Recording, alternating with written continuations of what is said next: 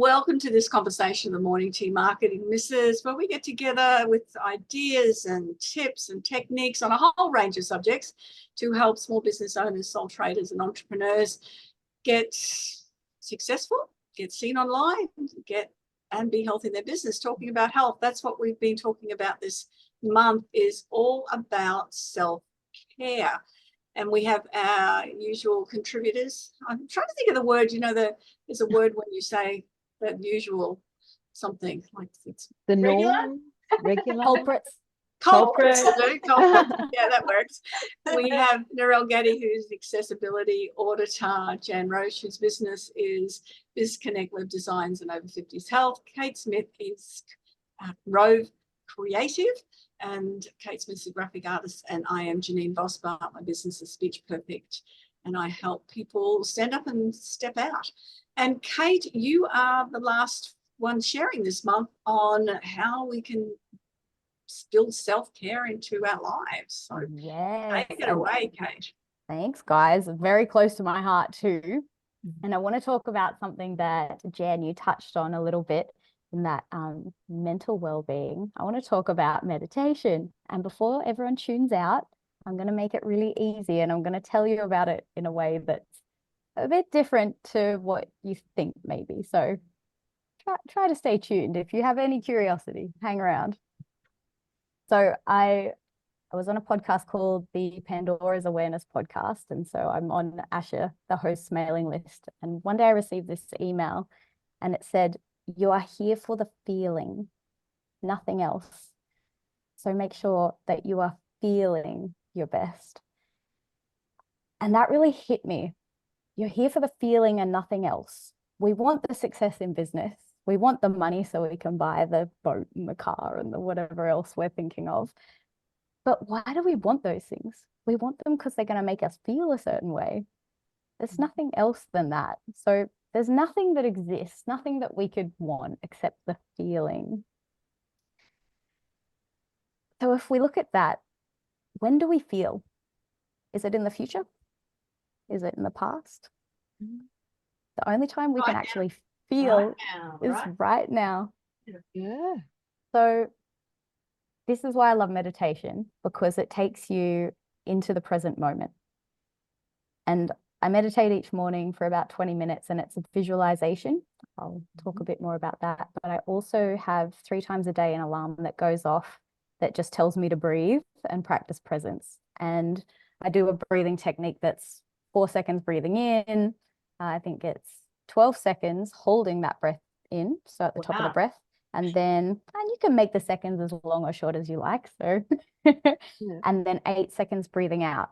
And this is physiologically going to change you from, especially if you're in a stress response, into a parasympathetic nervous system response, where you're actually in rest and digest. You're going to change your physiology by doing this, because if you breathe out for longer than you breathe in, your body de-stresses.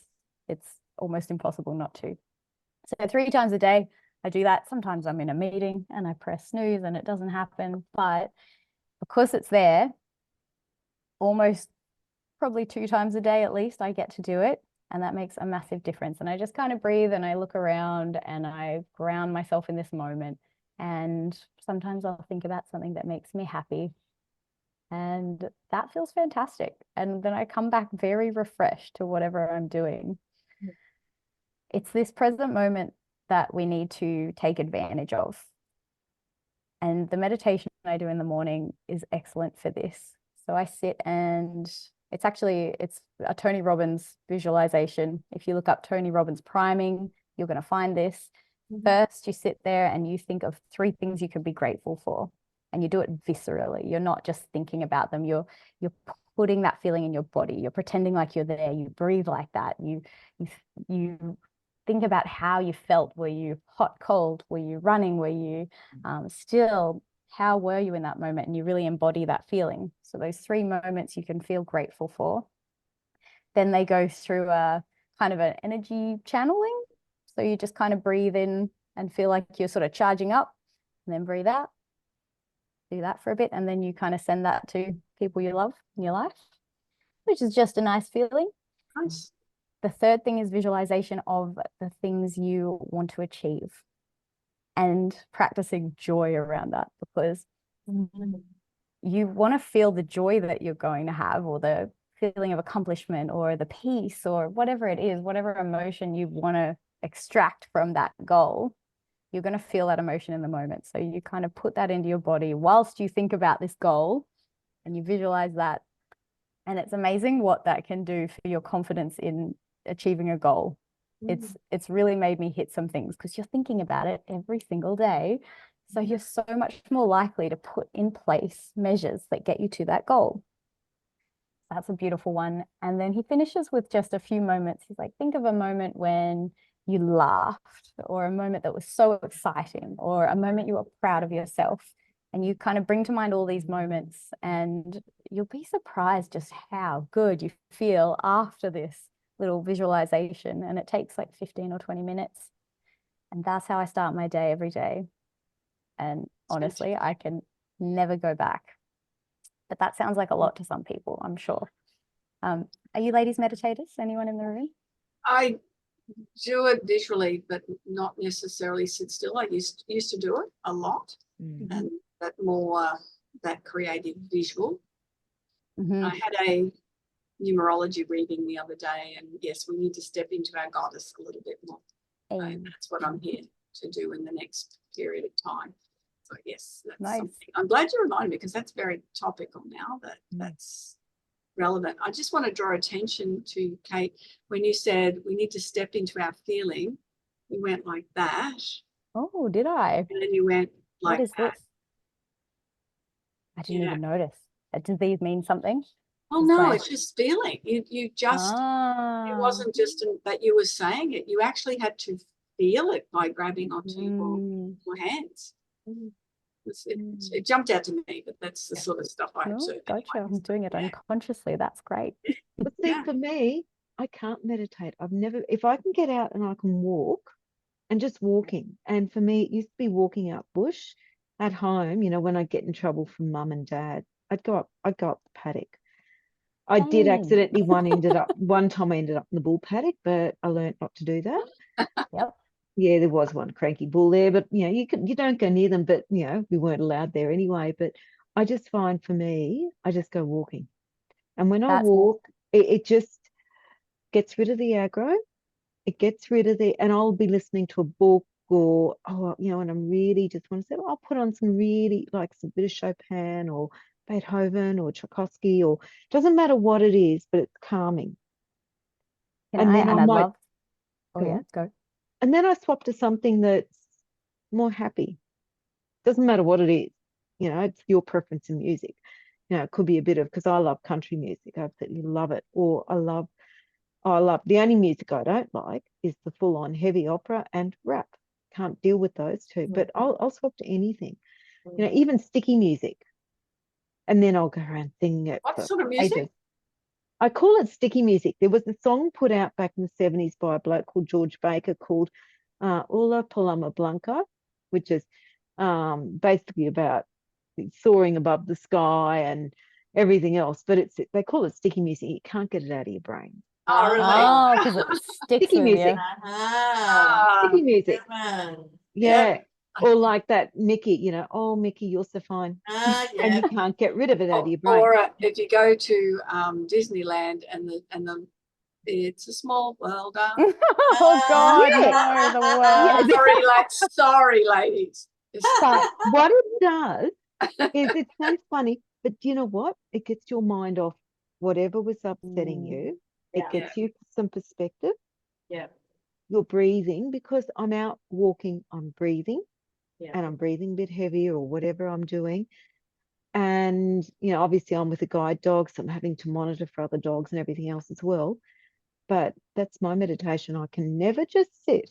And it must drive my husband crazy, because I can't sit still at all. I'm either crocheting or I'm doing something. Yeah, I'm the same. Well, I got to quote James Rain this morning at the gym. One of the old guys there, he's 70 something or other, and he said something to the effect of, any day above ground, right? And I said, yes, James Rain, any day above ground is a good day. I really love that song. Yeah, It's catchy, and I always remember it because it is such a good song. But Yeah. I'm like you, Narelle. When I attempt to meditate with my just sitting still and stilling the mind is difficult for me because I'm always so active in the brain. Yeah. And it'll wake me up at stupid o'clock, 2 o'clock in the morning, and I just can't sleep. But I've been told that it's like PTSD in that you just can't sit still. You've always got to be doing something, always got to be active. And when I've come from an abusive relationship, mentally, physically, spiritually, financially, anything that you can think of abusive. And so, you know, those neural pathways that get dug very deep into the brain takes a bit to, well, can you ever undo them, or you just create new pathways? So if something happens now that triggers a memory or a behavior or a reaction from my previous marriage, my reaction will be the same as what it was back then because I haven't created a new pathway, a neural pathway.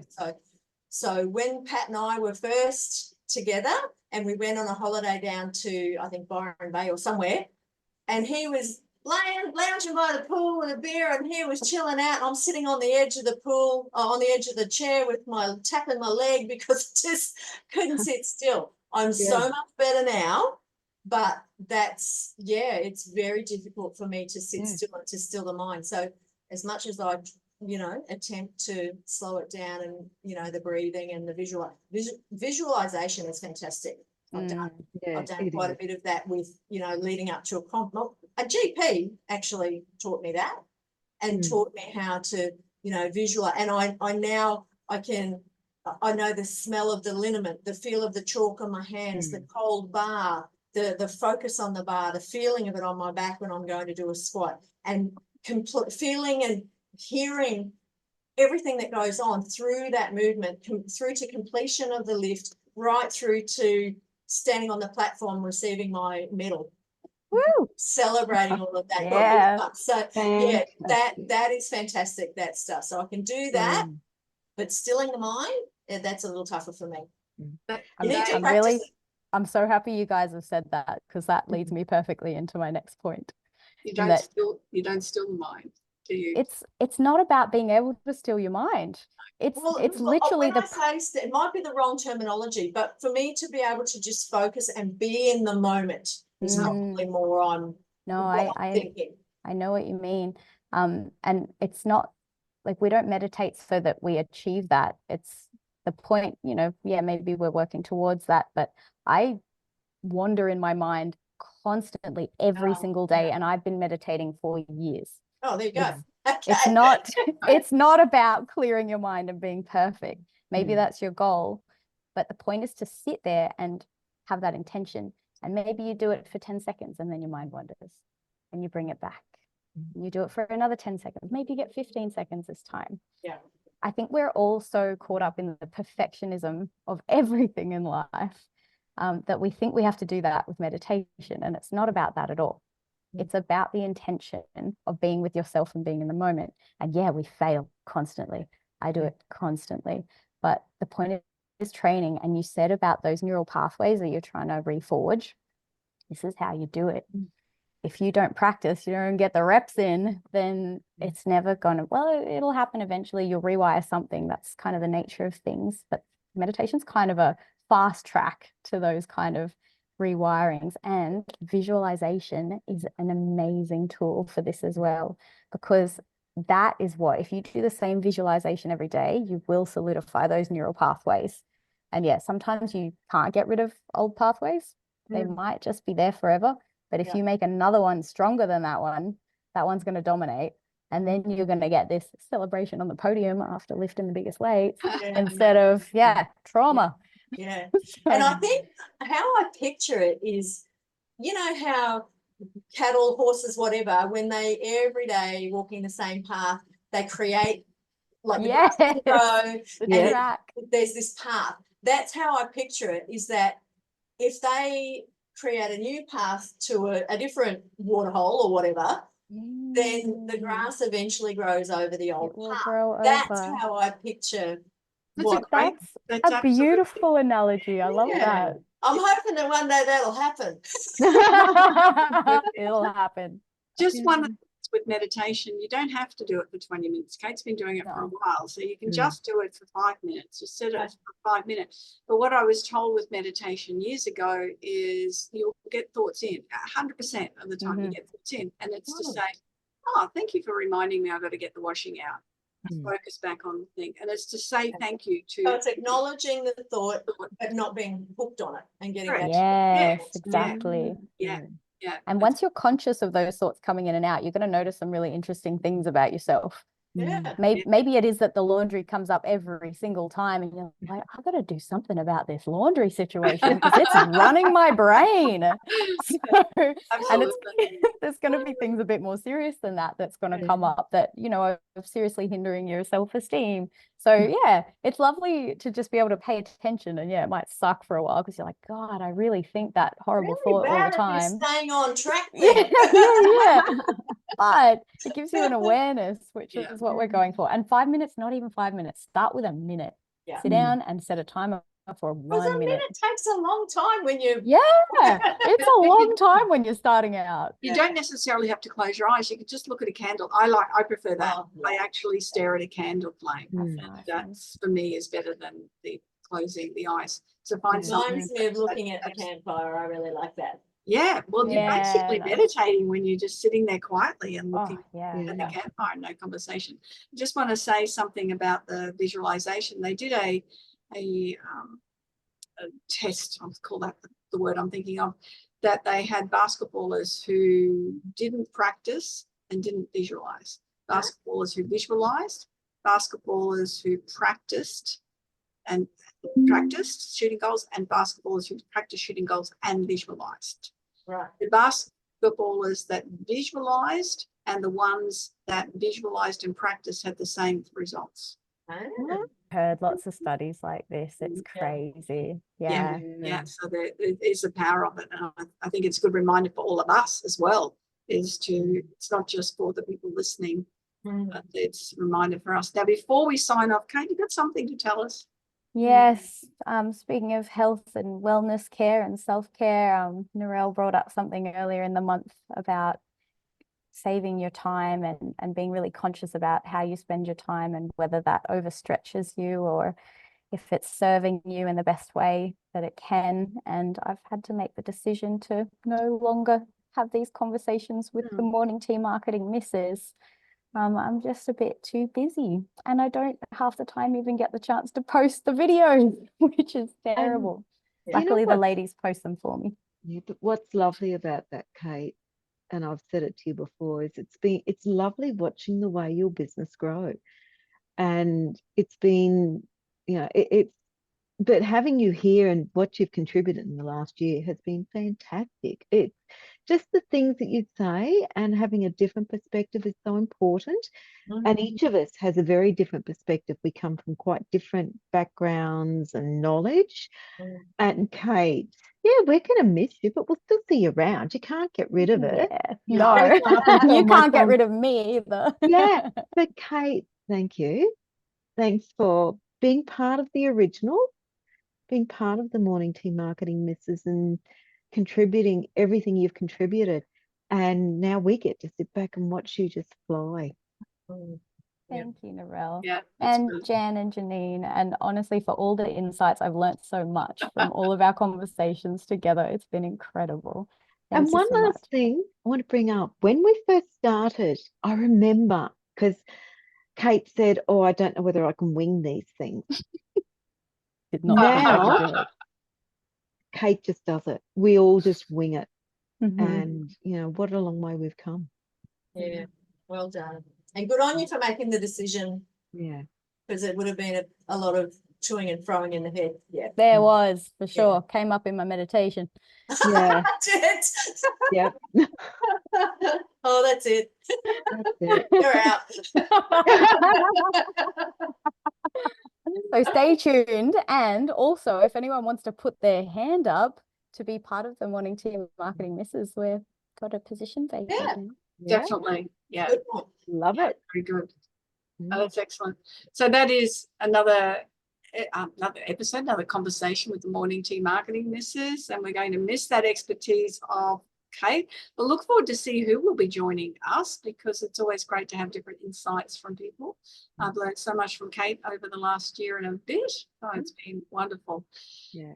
Remember to visit our YouTube channel and subscribe so you don't miss a single conversation. You see us out on social media to comment, share, and like. We look forward to you joining us next time. Bye for now. Bye. Bye-bye. Bye. Bye, Kate. Bye.